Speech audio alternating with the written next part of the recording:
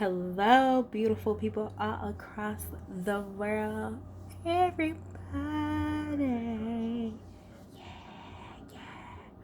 I hope you beautiful people are doing well today. Um, my name is Ashley, but I go by the name of Amabella. I'm the owner of Amabella Beauty Company and Amabella Beauty Hair Extension. I am also about to launch a visionary company. So be on the lookout for that. I'm not gonna talk too much about it because I'm still like ironing it out. So that was so lame.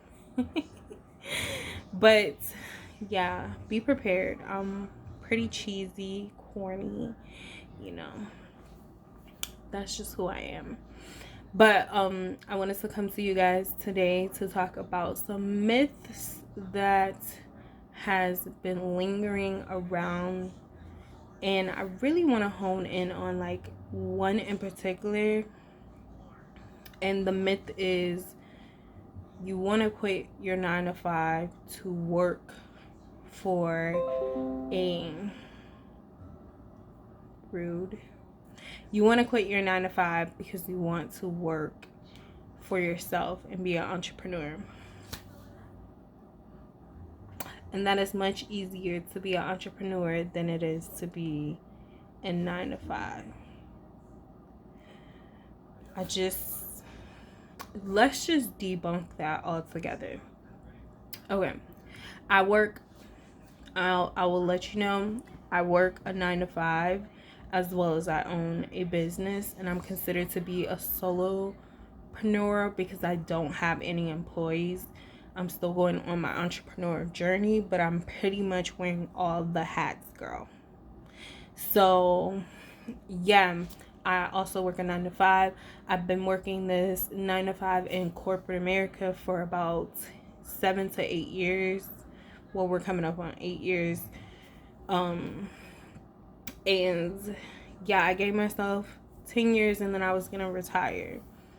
You know, the Lord wills it. It may be before 10 years.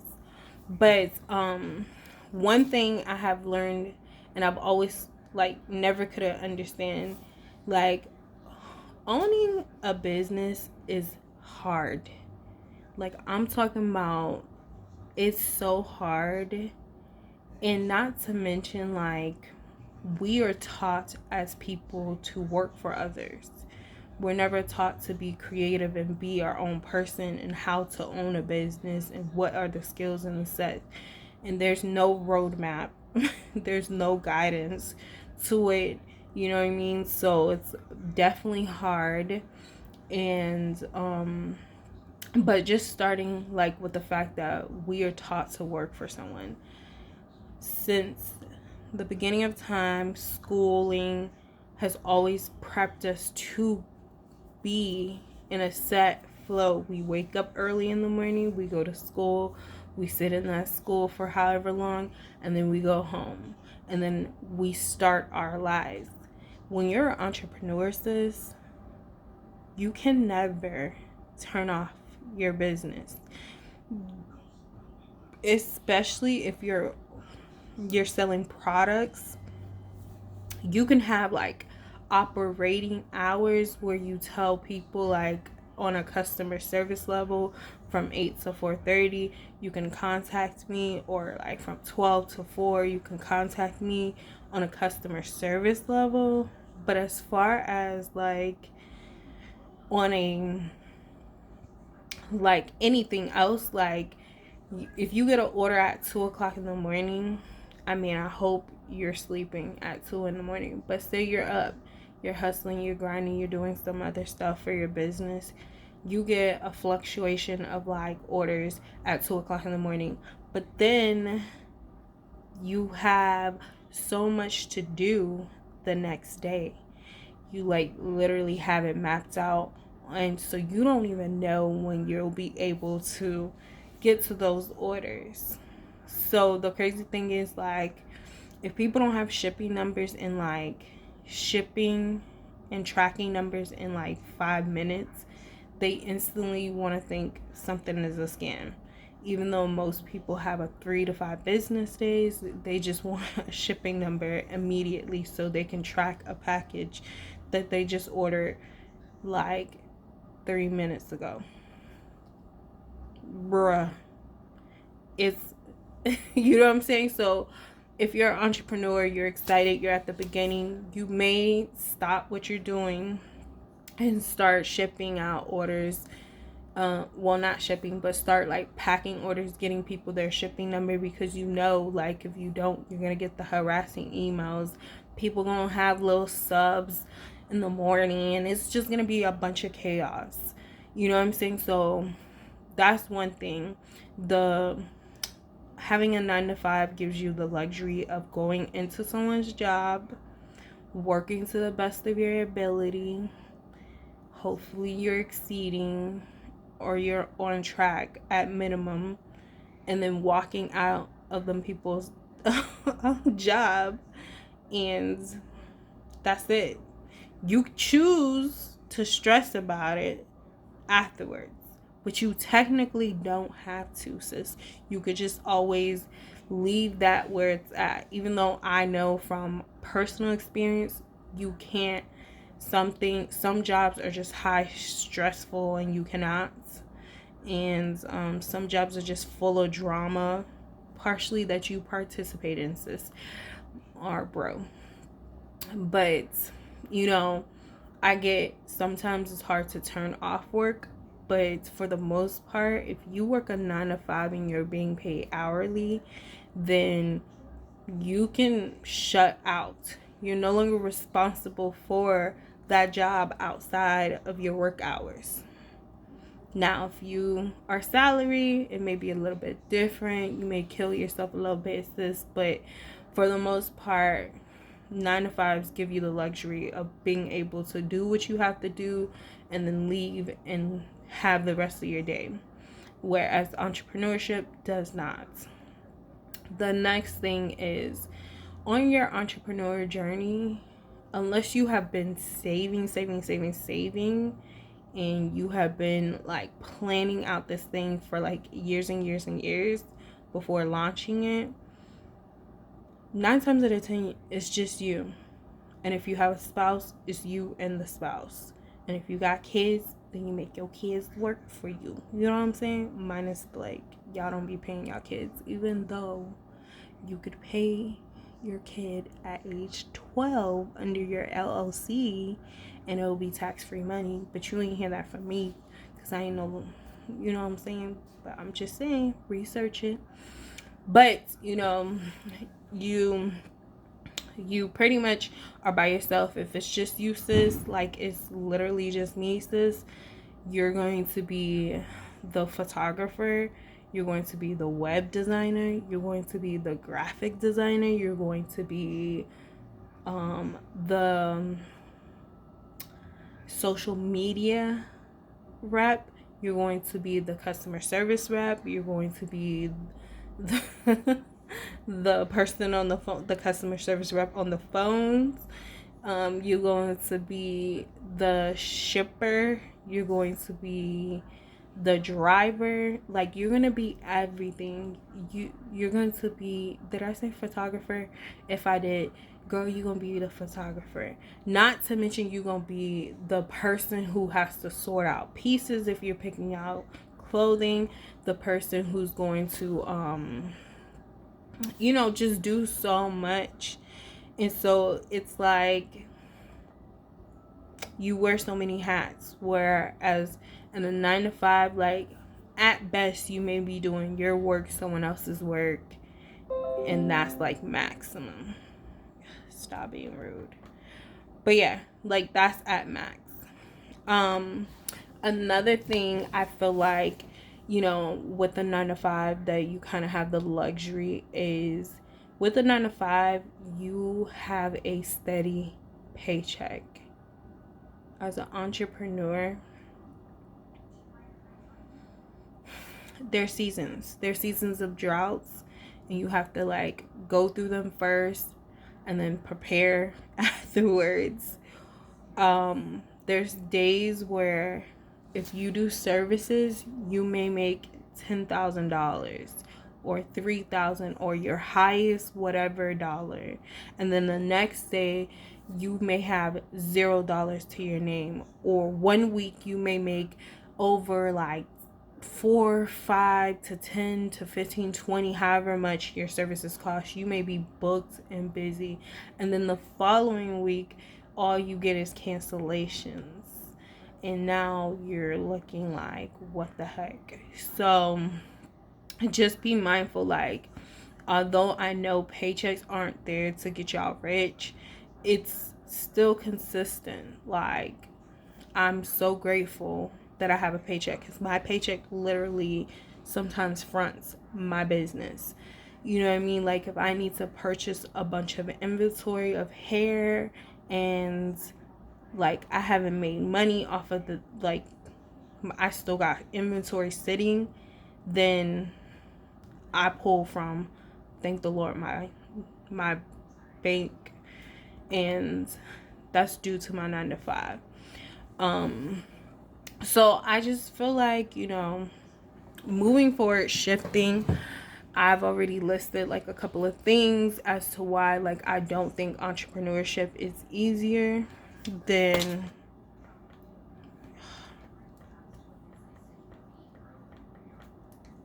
okay, we have no lights. Great. You also the cameraman and the lighting. But yeah, no, so now let's just shift a little bit. Things I want for people who are working at 9 to 5 and want to transition into entrepreneur space is, I want to give like some tips and things that I feel like are really actionable and tangible things that you can work on. The first tip that I would give you guys is to change your mindset. Now, every job offers value. I have started in the past 2 years, since 2018, realizing, because we just got into 2021. So I started to realize how valuable, 2018, 2019, and 2020, I really started to value my 9 to 5. I believe that God puts you in a role, and yes, you can completely outgrow it. That's number one. But I think he puts you in a role to learn things. So for me, I'm in corporate. One day I inspired to have a corporation. So what I am doing is taking the services, the skills, the processes that my corporate company follows, tweaking them a little bit, but copying down the flow, so that way one day when I have employees and people are working for me, I have standard operation procedures. I have, desktop procedures. You know what I'm saying? Like, I have things put in place for them, and I know how to structure them. I know how to create them, and I know how to do these things. And I can take what is working for a billion-dollar company and I can apply it to my company now, so that way when employees come, I can have that billion-dollar infrastructure. Infrastructure is key. It is gold. You cannot be anywhere without a solid foundation. Period, poo. You know what I'm saying? So that's just some things I like to do, is, I changed my mindset, and I realized how much value my corporate company is offering me, and it's free 99. Another thing with changing your mindset, you may be the only person in your family, in your friend group, in anywhere that you know that wants to be an entrepreneur. Sis, it is okay to be that person. Just know the people around you, they're gonna think you're crazy. And it's okay. Like, they can think those things. There's nothing wrong with them thinking that you're crazy.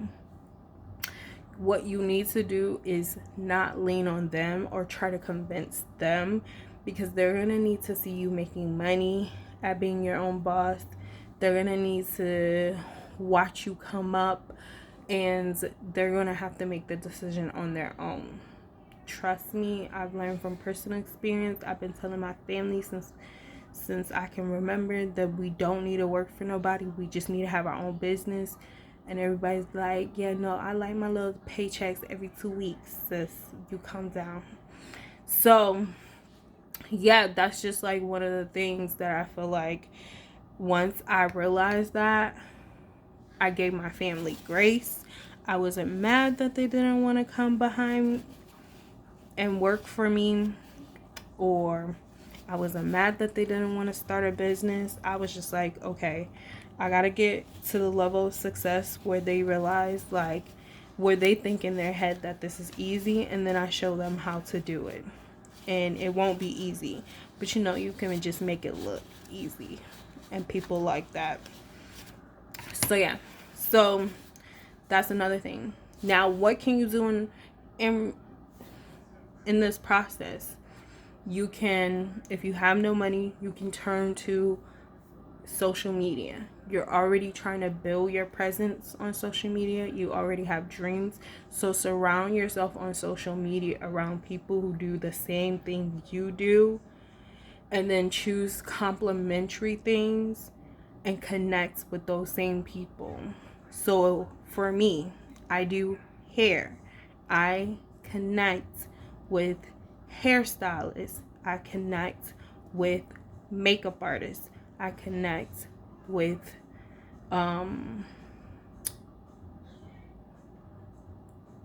who else?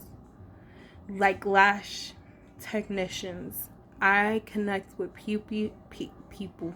I connect with influencers, people in the same industry. Then I also connect with people outside of my industry, because not everybody in my industry is going to want to teach me at all. But you know, there are people who do services, and they can teach me how to be a better customer service rep.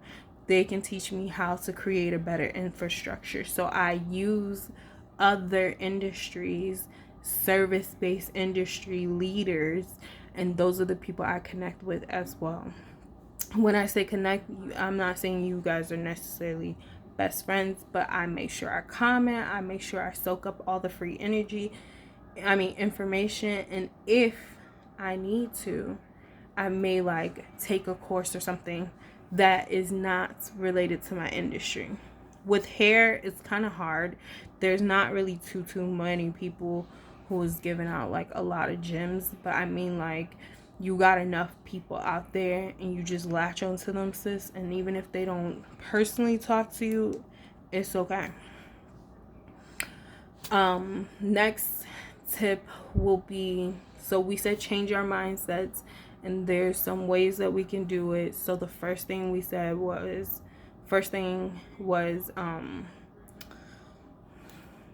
look at your gift of having a 9-to-5, and you know, take the things that are good about the business and the company you work for and try to apply that to your business.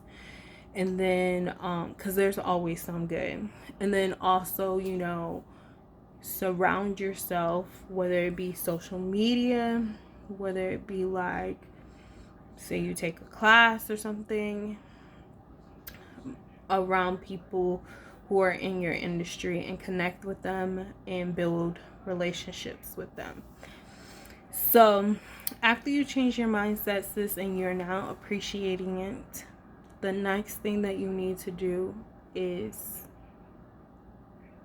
I hate to say it, plan. I know people hate that word, but that word is that's like so important. That is the glue. I know some people just start, but at some point you need to sit down and create a plan. Because here's the thing, say you just go all out there and you just start, and you blow up. You have no plan, no guidance, no vision, no mission for what your brand should be, right? So now you're looking like, well, what do I want to do in the next 10 years? And you could potentially get stuck in one area that you have outgrown. So it's like very important to sit down and create a business plan. In this business plan, you need to know what is your first year supposed to look like, what is your 5 years supposed to look like, and what is your 10 years supposed to look like. Then from there, you need to figure out what is your mission. What do you want when people find out about your company or they discover your company? What is the mission? What is the goal? What is the whole purpose of this brand, this company? That is what you need to figure out. And then you want to look at your vision. Your vision should be, where do you see your company, and how can you grow your business from being just a hair extension or cosmetic or lash brand to an empire and impact the world and have a sustainable, long lasting brand. So it may start off like you sell eyelashes, for example. You may be selling these lashes, girl. Selling these lashes for $19.99, and then you get some foamings. And so part of your vision should be, I want to have not only eyelashes, but I also want to have eyelash glues. I want to be in stores. And what type of store? Be very specific on what it is that you would like for your brand. If you want to give back in your brand, make sure you put that. And then after that, I would say once you get your mission, your vision, your 1 year, your 5 year, your 10 year, I say that you start to like really break down your quarters. So that may be like a lot, but start off with your mission, start off with your vision. Look up different visions. I have a couple of I will create a couple of videos if you want to know more on how to create a business vision, how to create a business mission. I can go ahead and drop some jewels, some knowledge for you guys. But yeah, so those are just some of the tips. First is mindset, and changing it and surrounding yourself around like-minded people and appreciating the consistent paycheck that you got, girl. Next is creating a plan, writing out your vision, writing out your mission, writing out your 1 year, your 2, your 5 year, and your 10 year. And once you get there, then you can start to slowly but surely execute. If you're in my industry with hair, you would start to test hair with different vendors. A great hair vendor site is Alibaba. I know now a lot of people buy wholesale hair from different people who are already selling hair, which come 2021, third quarter, second quarter, we will be wholesaling for my company. But if you want to source hair and don't necessarily want a middleman, you're gonna have to try Alibaba or AliExpress. I personally haven't tried AliExpress nor Alibaba. I've only went through Instagram people who already had hair, and I just sourced that way. You know what? I lied. I have tried Alibaba. It was pretty good. But it was just very inconsistent, the vendors I found. So yeah, you're gonna have to test and You're gonna have to work it out, sis. Those are the only tips that I have for right now. This video is already 25 minutes. I just want to close it out. If you have made it to the end of this video, one, give me grace. Thank you so much for being here. I know, girl. It was like a bunch of rambling, but I hope I added some type of value to you. As time progresses, we will have scripts. We will have topics that are like more pom pom pom. We'll have editing because we don't got that right now. We don't. We just got some little raw action. And yeah, I look forward to seeing you guys. Hopefully I added some type of value. If you have any questions about hair, about the beauty industry, or any questions about the vision, leave it down below. I hope you like, comment, and subscribe, and stay tuned.